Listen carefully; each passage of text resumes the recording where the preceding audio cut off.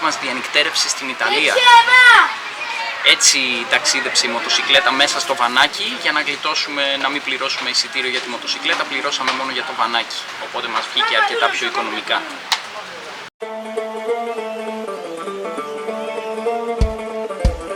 Κοιτάξτε τι γίνεται.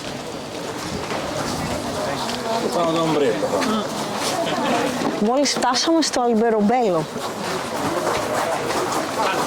το οποίο είναι μνημείο παγκόσμιας κληρονομιάς της UNESCO, και αυτός είναι ο λόγος.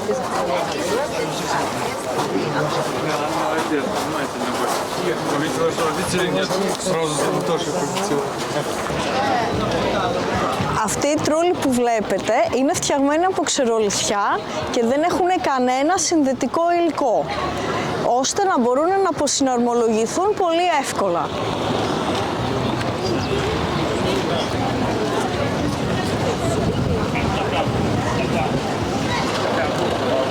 Αυτό ήταν απαραίτητο ώστε να αποφύγουν τη βαριά φορολογία που τους επέβαλε το βασίλειο της Νάπολης.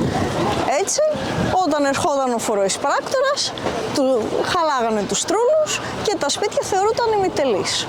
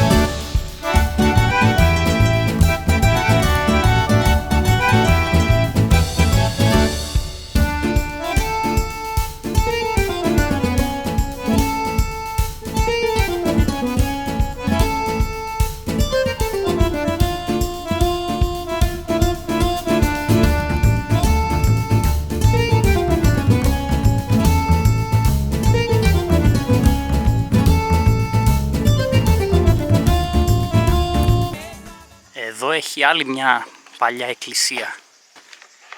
Για να δούμε. Μπορούμε να μπούμε μέσα.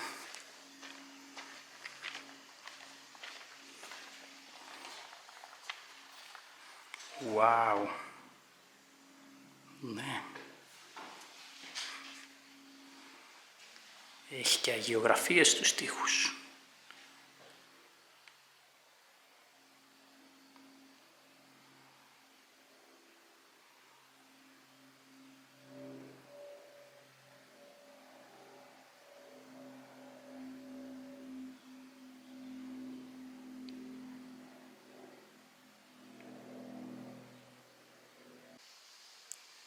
Αυτή η σπηλιά φαίνεται αρκετά μεγάλη.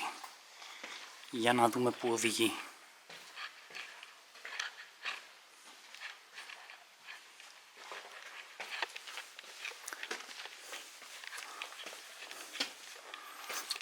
Ω, κι άλλη.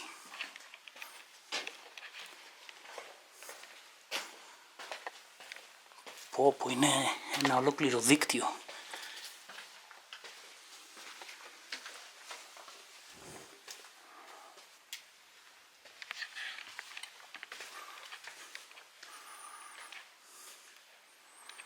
4 αίθουσες είναι σκαλισμένες εδώ. Υπάρχουν και αεραγωγοί.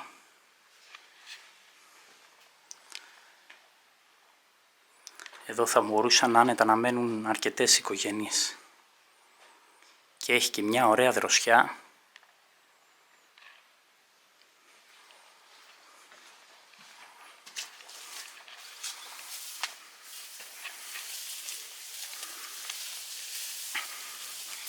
Και απέναντι είναι η πόλη της Ματέρα.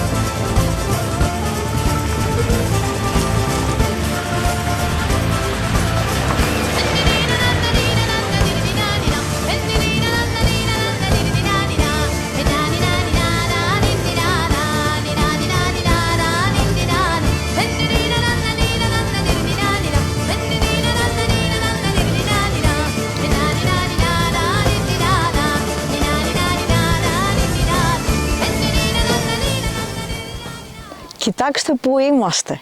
Βρισκόμαστε στα Απένινα Όρη, κοντά στη Κομόπολη Καπιστρέλο, στα 1300 μέτρα υψόμετρο και έχει μια πολύ ευχάριστη δροσούλα, οπότε θα απολαύσουμε το βράδυ μας. Έχουμε πάρει και ζακέτες.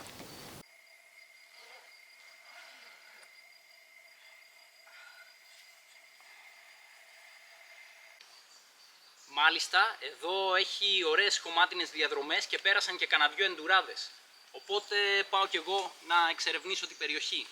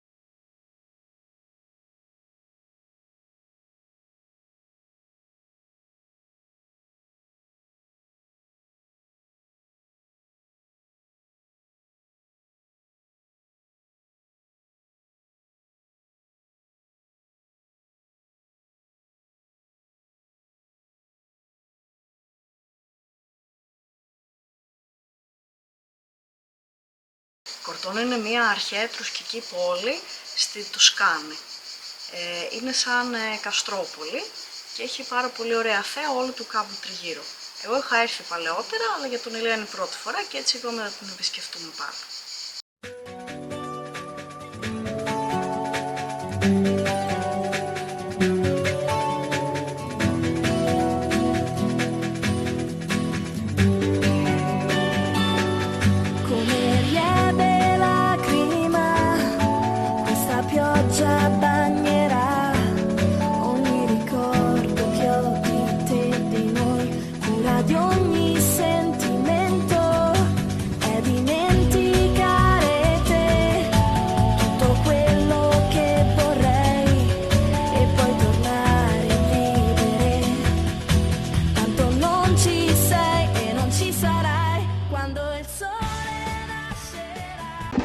Καλημέρα κόσμε! Σήμερα ξεκινάμε από εδώ που κατασκηνώσαμε και πάμε να απολαύσουμε τα βουνά. Νάκη Αγγελική. Περνάμε αυτή τη γαλαρία, είμαστε στο ψηλότερο σημείο των βουνών. Του βουνού αυτού δηλαδή. Και πάμε προς τα δω.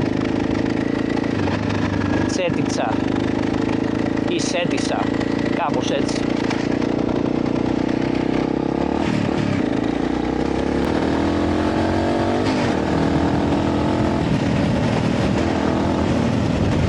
Επιτέλους να ευχαριστηθώ λίγο εντουράδα. Εντάξει, ο χωματόδρομος είναι πολύ βατός, αλλά τουλάχιστον μπορώ να πηγαίνω με πιο γρήγορο ρυθμό, όχι όπως πηγαίνει το βανάκι.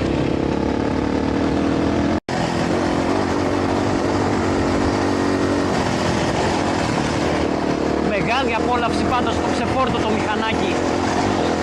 Δεν έχω συνηθίσει να οδηγάω έτσι.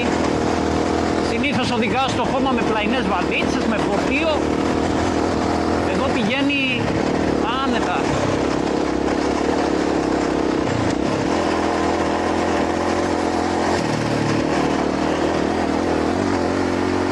Λίγο πέτρα, μάλλον η Αγγελική θα ταλαιπωρηθεί από το κοπάνημα, αλλά έρχεται άνετα και το βανάκι. Τι σας λέει η θέα? Είμαστε ψηλά.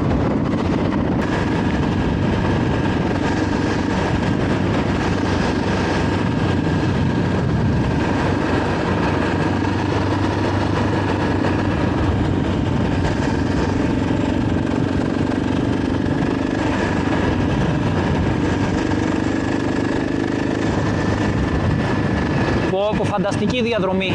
Ήταν πολύ ωραία απόφαση που κάναμε αυτή την παράκαμψη και ανεβήκαμε αυτά τα βουνά.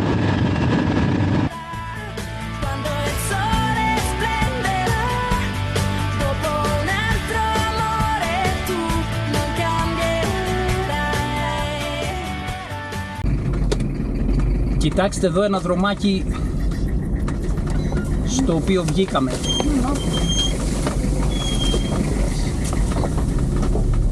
Ίσα ίσα χωράει το αυτοκίνητο από τα δέντρα και τα κλαδιά. Μαζέψαμε και την κεραία του ασυρμάτου να μην χτυπάει. Βέβαια πάλι χτυπάνε τα κλαδιά στην μπαγκαζιέρα, δεν πειράζει.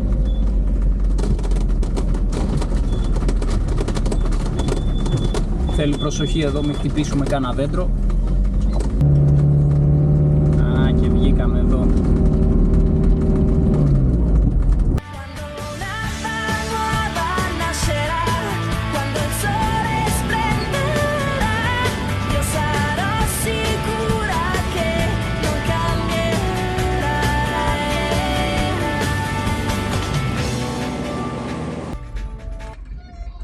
Α, εντάξει, εδώ.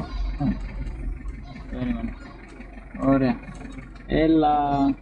Έλα εδώ δεξιά, έλα, κι άλλο.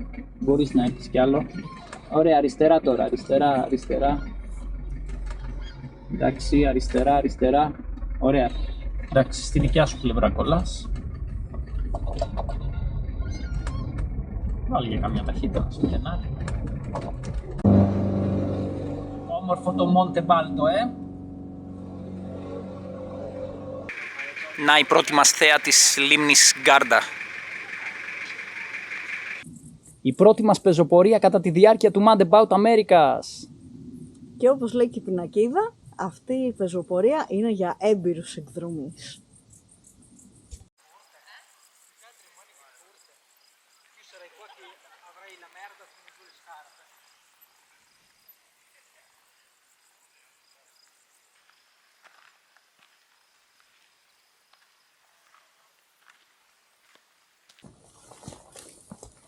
Ξεκινήσαμε για αυτήν την πεζοπορία στο Monte Baldo. Συνολικά λέει 4-5 ώρες παίρνει. Έχει 500 μέτρα υψομετρική διαφορά, όχι κάτι ιδιαίτερο. Αλλά είναι από τις πιο όμορφες γιατί έχει ιδιαίτερο βοτανικό ενδιαφέρον. Έχει διάφορα είδη χλωρίδας στην πορεία μας. Και ήδη βλέπετε το δάσος είναι ιδιαίτερα όμορφο. Και η θέα βέβαια.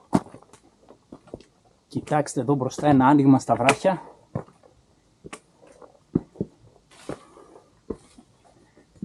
Εντυπωσιακό.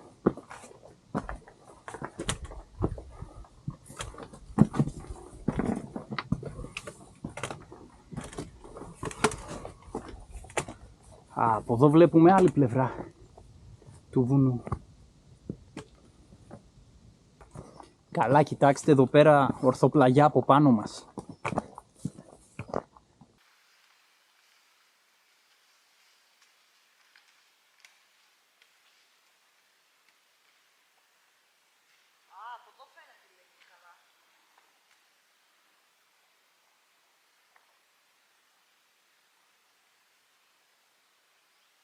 Να και η λίμνη Γκάρντα.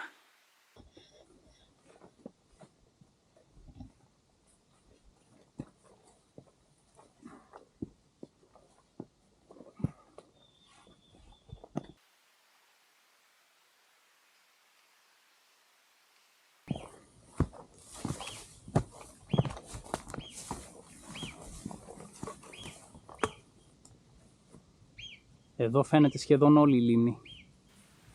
Μάλλον το βόρειο κομμάτι της.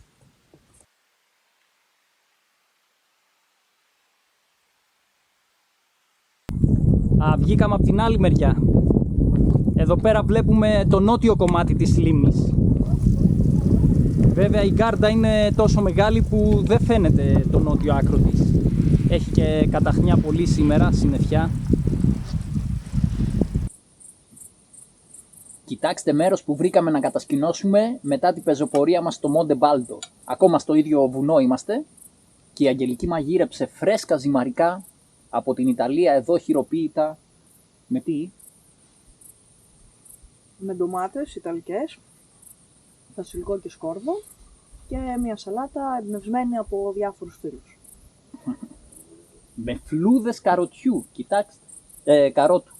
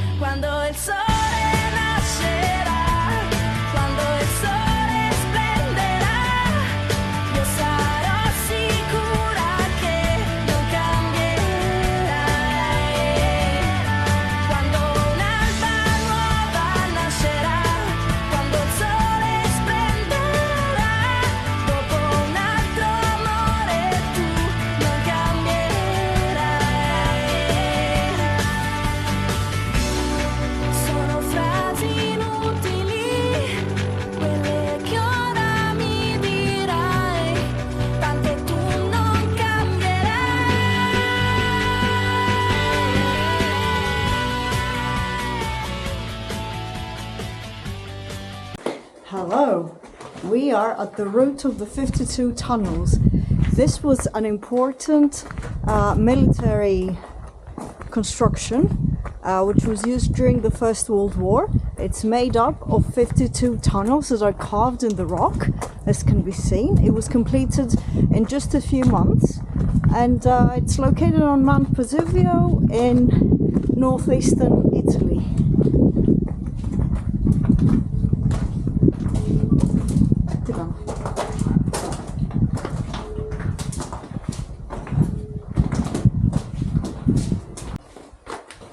There are loads of different tunnels. Some of them go uphill, some of them go downhill, some of them there's crossroads in them. Yeah. Wow, look at the view.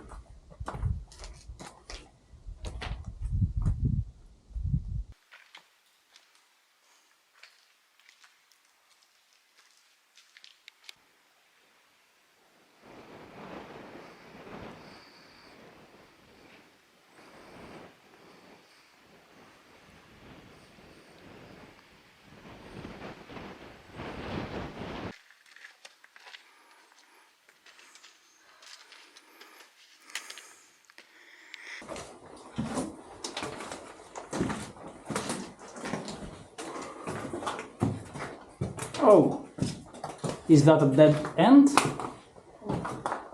Ah, no, okay. It continues here.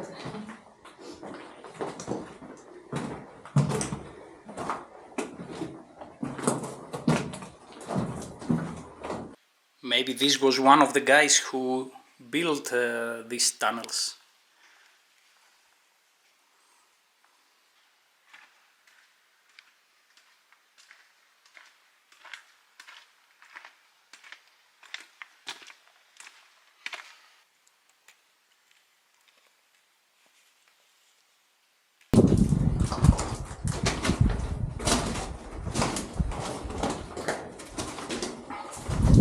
Wow, the last tunnel was more than 300 meters long, and it was not the longest.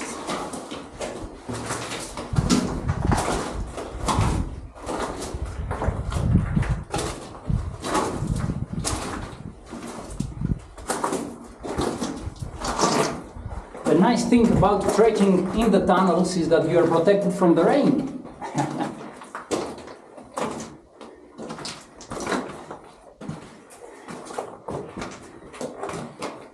You see there are openings everywhere, not only for air and light, but also for the artillery, because the Italians were shooting the enemies through these openings.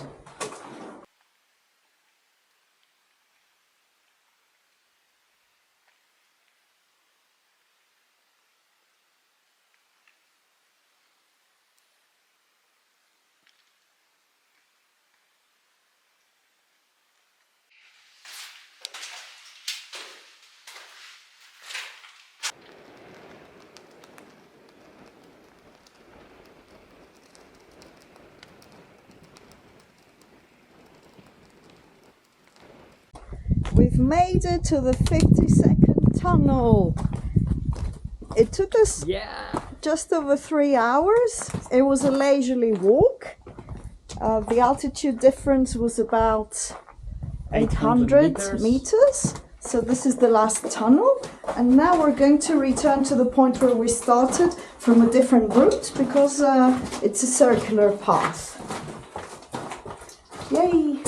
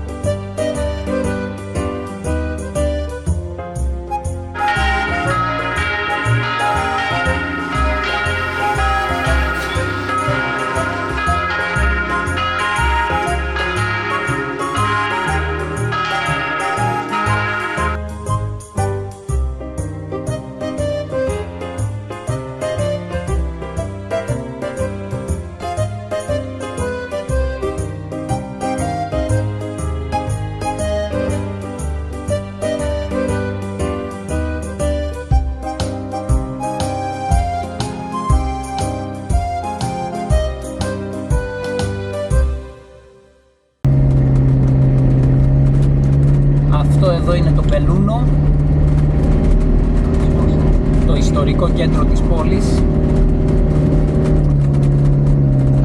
Συμπαθητικό φαίνεται.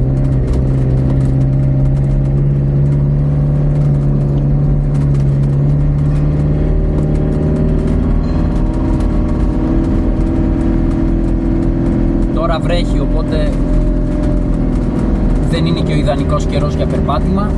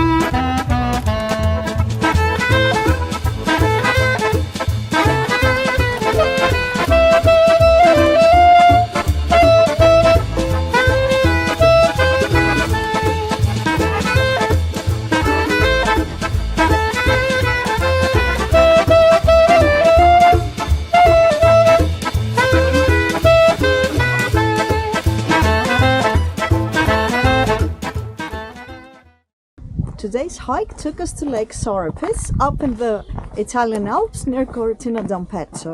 It was a 2-hour hike with not a lot of altitude difference, and this lake is located at an altitude of 2,000 meters. It was a very busy hike, loads of people, it's a Sunday, but it was worth it. We both enjoyed it and we were rewarded by the views. Yeah, look at this beauty.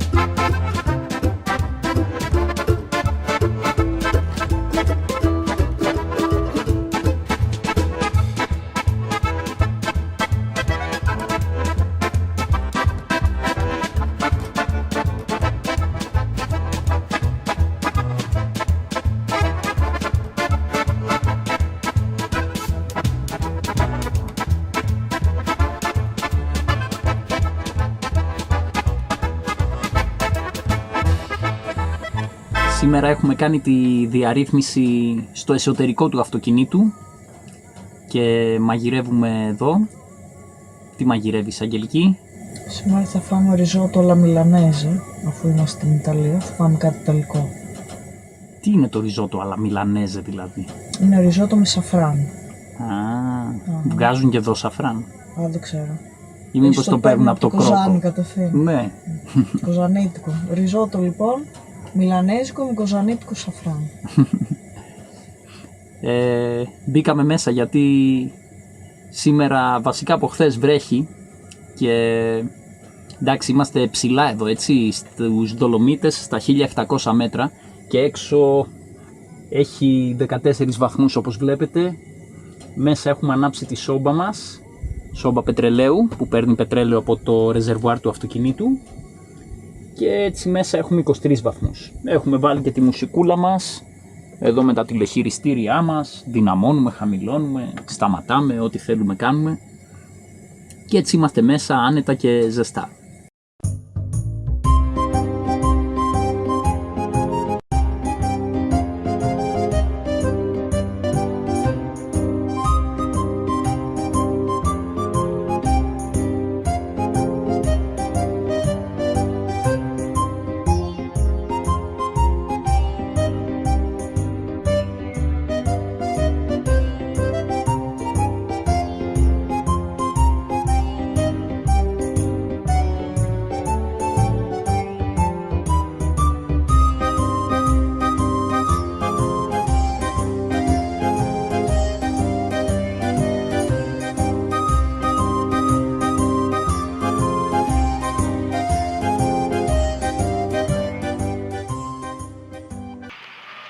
θυμίζει κάτι αυτή η εικόνα?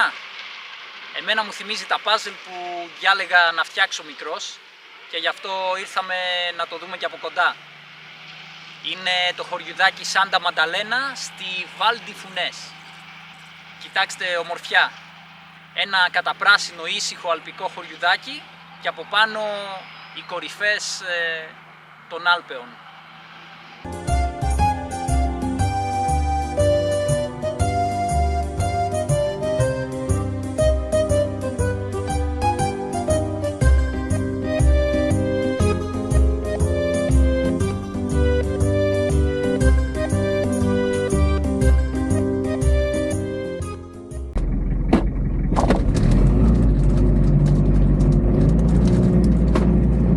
So since it is quite busy down here, we need to go in the forest to Wild Camp.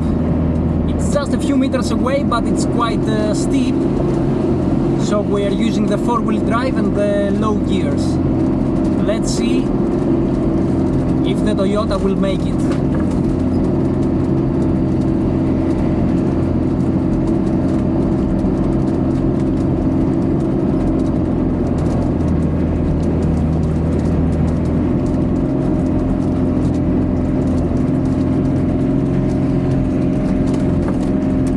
Here is the steepest part. Let's see.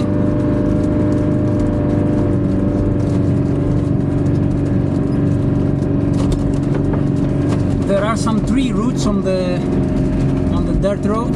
Okay, it goes easily. Yeah, a little bit farther.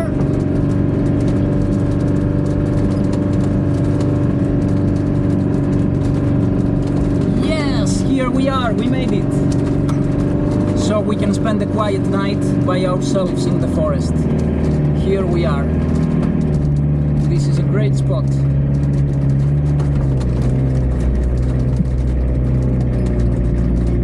Isn't it?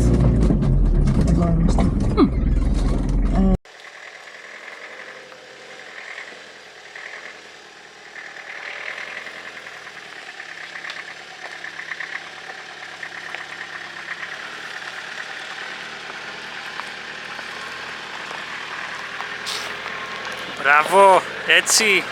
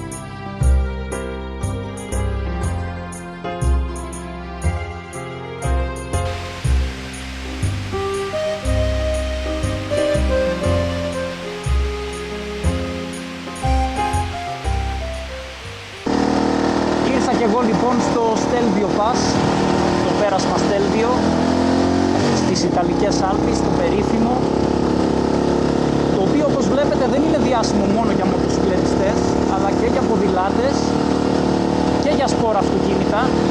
Συναντά κανείς εδώ ανθρώπους που έρχονται να το απολαύσουν με κάθε είδους όχημα. Εγώ θα το απολαύσω όσο μπορώ με το XR το 2.5. Αυτό έχουμε, μα αυτό θα τα απολαύσουμε.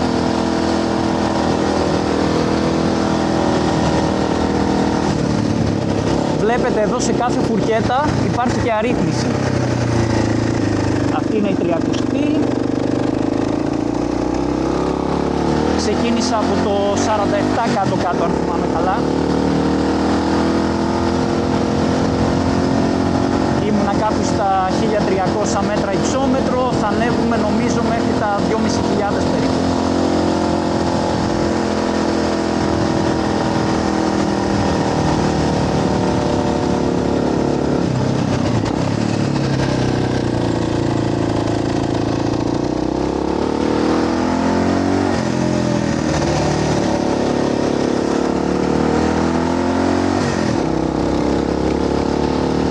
Είναι ωραία. Επάνω έχει και πακετώνα. Φαίνεται ακόμα το χιόνι, Αύγουστο μήνα. 10 Αυγούστου έχουμε σήμερα. Αλλά φοράω όλα μου τα χειμερινά ρούχα. Έχω βάλει επενδύσεις στα μοτοσυκλετιστικά. Μπαλακλάβα, ισοθερμικά γάντια. Σαν να είναι χειμώνα στην Ελλάδα. Όπως βλέπετε τέτοια εποχή έχει πολλή κίνηση, οπότε θέλει ιδιαίτερη προσοχή, ειδικά στις φουρκέτες και κυρίως στις δεξιές, γιατί καθώς ανεβαίνω, άμα βγω στο αντίθετο ρεύμα και έρχεται από πάνω άλλος και μερικοί έρχονται και του σκοτωμού, δεν θα είναι καλό.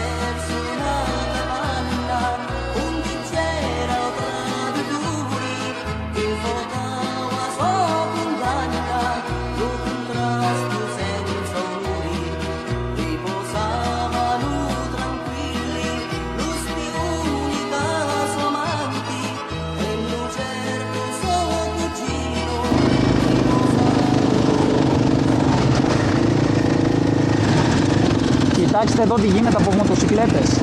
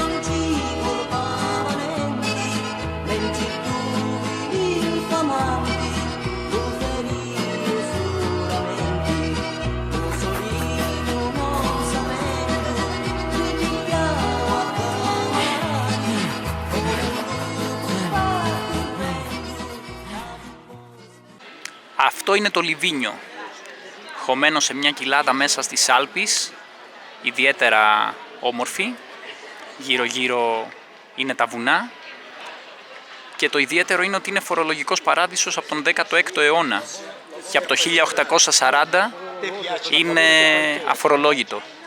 λόγω της δυσπρόσιτης περιοχής. Είναι στα 1800 μέτρα υψόμετρο και το έκαναν για να προσελκύσουν κόσμο και να του δώσουν κίνητρα να μείνει εδώ.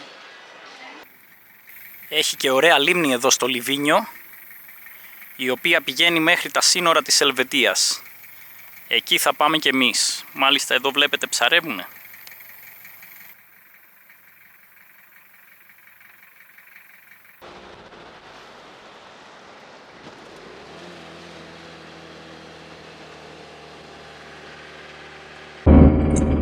So, we've decided to make a small detour and visit a part of Switzerland that we didn't get to visit while we lived here in 2018. It's the Romanche part. It's one of the 4 parts of Switzerland, besides the German, the French and the Italian part. It's the smallest part. They speak the Romanche language, which is a Latin language. Variations of this language are found in many parts of Europe, including Greece. It's what we call Vlachia. And so far it's beautiful. There's pristine alpine sceneries. We're waiting for Heidi to show up. And we're going to visit the Guarda village and anything that's on our way to there.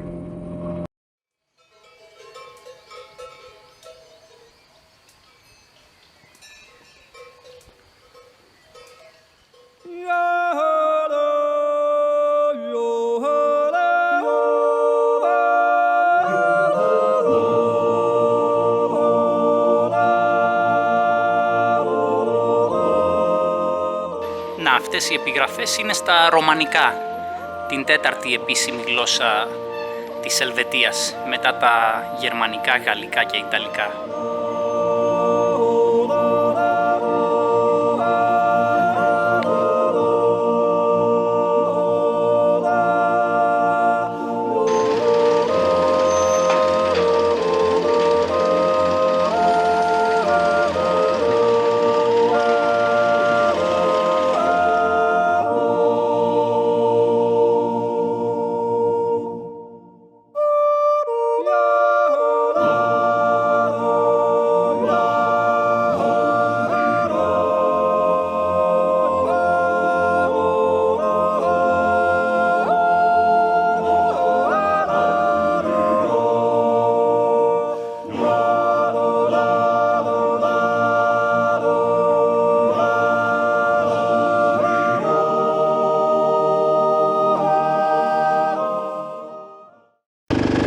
Στις Ηνωμένες Πολιτείες της Αμερικής υπάρχει μια φημισμένη διαδρομή,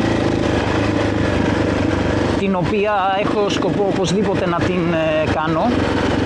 Λέγεται TAT, που σημαίνει Trans-American Trail.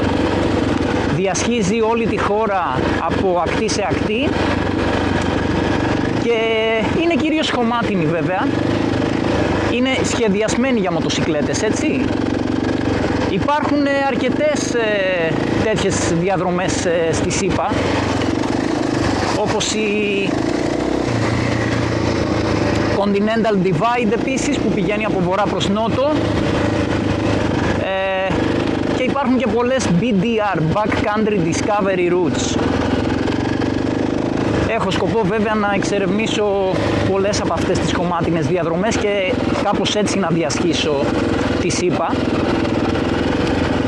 Αν θυμάμαι καλά, το 2016-17 μία παρόμοια προσπάθεια ξεκίνησε και στην Ευρώπη, να δημιουργηθεί δηλαδή μια κυρίως χωμάτινη διαδρομή που να διασχίζει την Ευρώπη, ενώνοντας όμορφες διαδρομές, και στην Ευρώπη λέγεται TET, Trans-European Trail. Αυτό το TET λοιπόν έρχομαι να δοκιμάσω εδώ πέρα στην Ιταλία. Στην Ελλάδα υπάρχει και έχει φοβερές διαδρομές. Στην Ευρώπη, εντάξει, λόγω των νόμων της Ευρώπης που είναι πολύ πιο αυστηρή από ό,τι στη ΣΥΠΑ όσο αφορά στον μηχανοκίνητο αθλητισμό. Στην Ευρώπη αρκετές φορές είσαι στην άσφαλτο και πάλι βέβαια οι ντόπιοι που χαρτογραφούν τις διαδρομές σε κάθε χώρα έχουν επιλέξει όμορφους επαρχιακούς δρόμους, αλλά εννοείται ότι προτιμούμε τέτοιες διαδρομές χωμάτινες. Για να δούμε λοιπόν τι μας επιφυλάσσει το ΤΕΤ της Ιταλίας.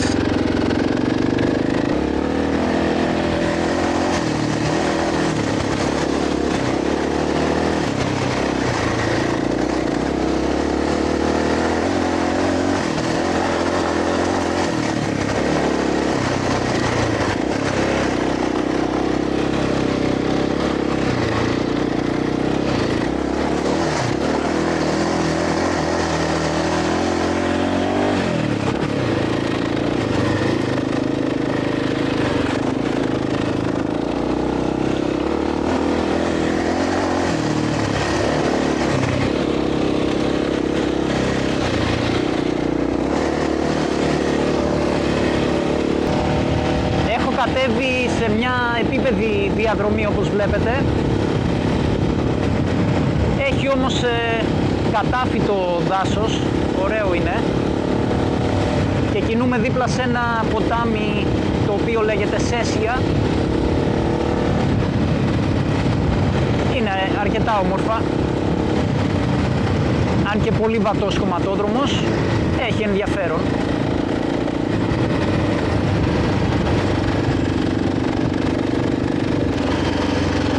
Η διαδρομή εντωμεταξύ περνάει και από κάτι όμορφα χωριουδάκια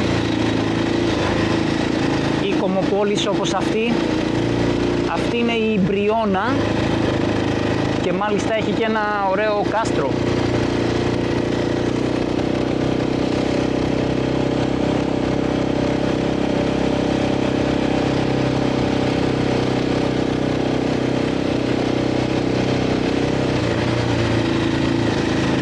Να το και το κάστρο.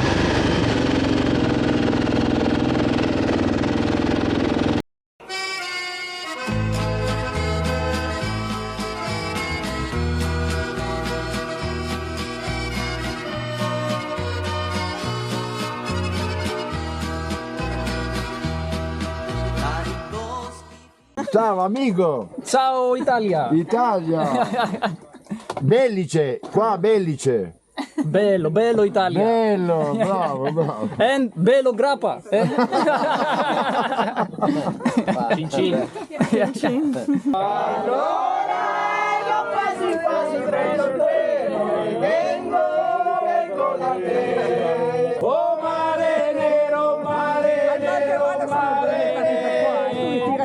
Tu eri cara e la parte come dove sei stata, cosa hai fatto mai? Una donna, donna dimmi cosa vuol dire sono una donna ormai.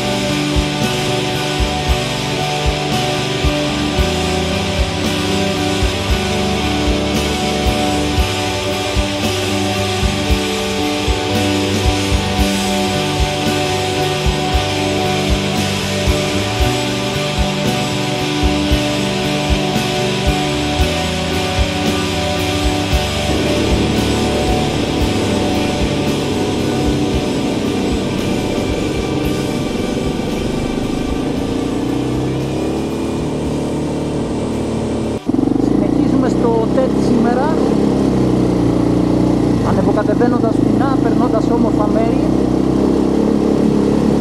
Τώρα κάνω μια κομμάτινη διαδρομή από το χωριό Βίλα στο χωριό Τζιάλι. Είμαστε στα 1300 μέτρα υψόμετρο.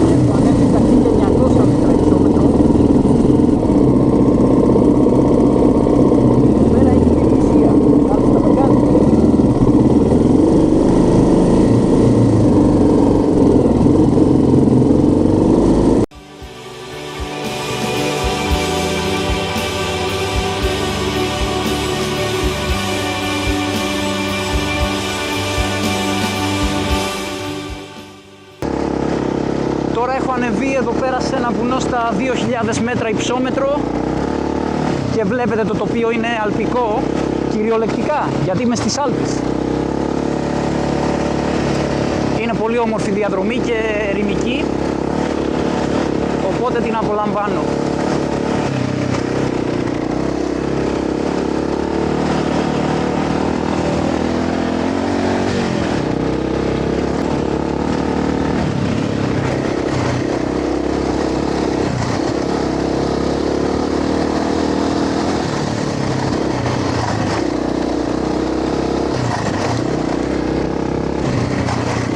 Καλά, μου φαίνεται απίστευτα απολαυστικό που δεν έχω τις βαλίτσες. Με ένα tank bag και ένα tail bag της Mosco Moto είμαι εντάξει για την ημέρα. Και είναι απίστευτα απολαυστικό. Ακόμα δεν μπορώ να συνηθίσω ότι δεν έχω πλαϊνές βαλίτσες. Μου έχει μείνει στο υποσυνείδητο και δεν περνάω κοντά από δέντρα, δηλαδή είμαι στην άκρη του χωματόδρομου έτσι και σκέφτομαι μη χτυπήσω κανένα δέντρο ή ό,τι εμπόδιο έχει, τέλος πάντων βράχο, γιατί έχω συνηθίσει να έχω πάντα στο μυαλό μου τις πλαϊνές βαλίτσες. Τώρα όμως που είναι ένα σκέτο μηχανάκι είναι απίστευτα απολαυστικό. Μπορώ να πάω πολύ πιο άνετα και απολαμβάνω τις διαδρομές αυτές πολύ περισσότερο.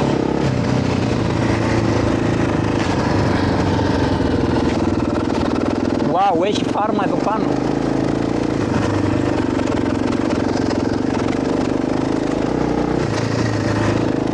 Οι δικοί μας οι βοσκοί καημένοι σε τέτοια υψόμετρα μία καλύβα έχουνε. Εδώ έχουνε κανονικότατο σπίτι.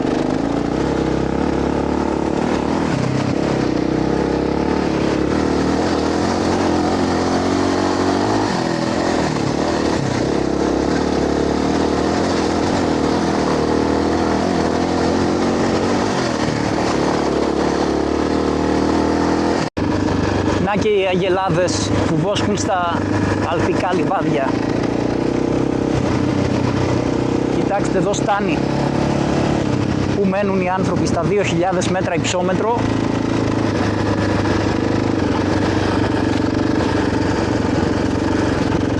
Μια χαρά.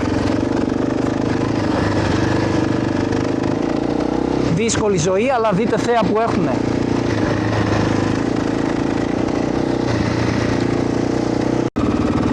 Κοιτάξτε εδώ κάτι ξεχασμένους οικισμούς τους οποίους με βγάζει το ΤΕΤ.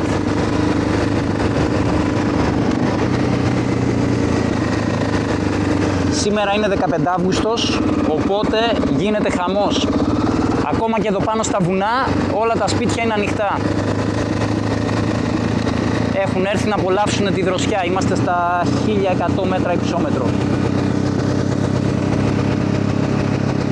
Κοιτάξτε τι γίνεται 15 Αύγουστο.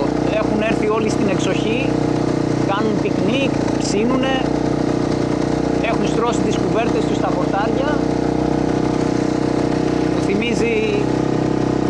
κάναμε και εμείς οικογενειακώς, έτσι μεγάλωσα. Απλώναμε τη κουρελού στα χορτάρια, ψήναμε.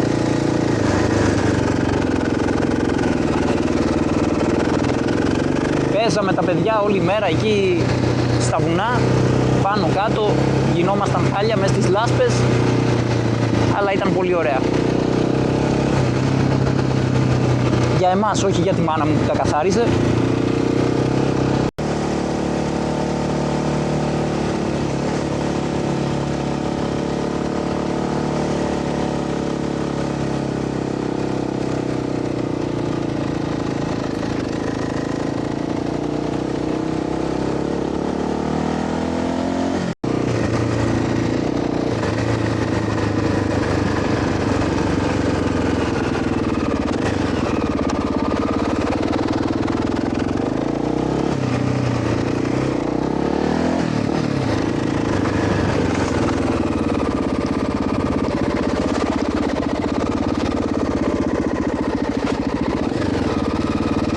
Και στα πιο απομακρυσμένα σπίτια, στη μέση του πουθενά, ψήνουνε.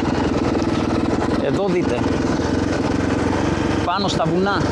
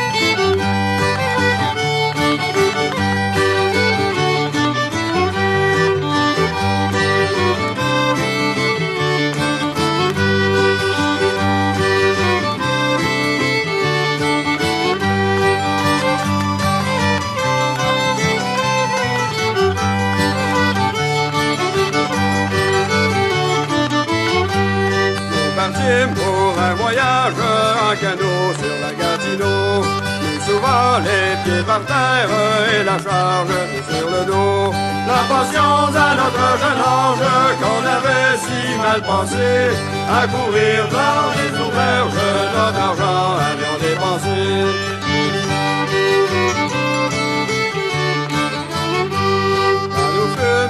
Sur ces rives de la Canlac jusqu'au camp, c'est ici qu'on est destiné à bâtir mes chers enfants, à bâtir une cabane, ce qu'on appelle un chantier mais d'épinettes, en bois rond, en pas carré.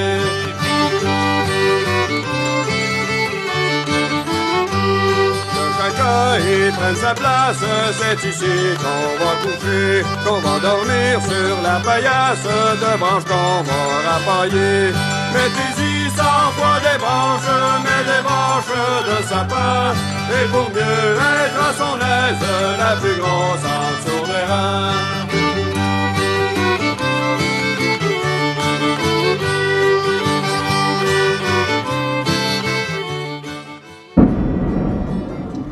We are on our way to Marseille, here in France.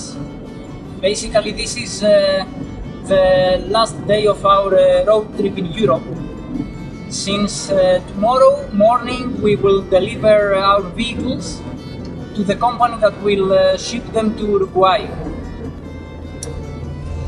So, on one hand, we are a bit sad that this is over, but we are excited for the next leg of our trip in Latin America. I guess that will be much more exciting than Europe. La cabane dans ces bois si éloignés, je prendrai soin de ma femme sans courir dans les chantiers. J'abandonnerai la cabane dans ces bois si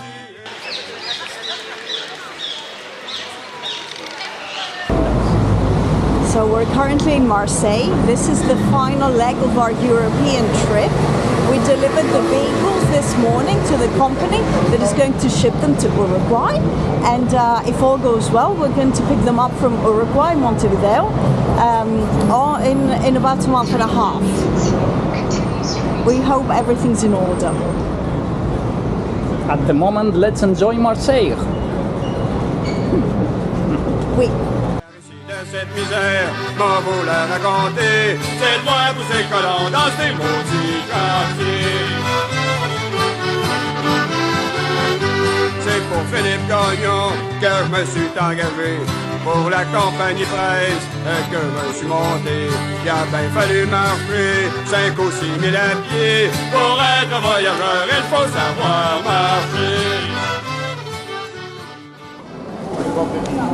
It's time for us to fly back to Greece for a while to fix some bureaucratic issues and to work a bit on the sailboats to pay for the shipping of our vehicles. And we're going to see you in a month's time in Argentina and then Uruguay. Yeah, bye bye. Bye.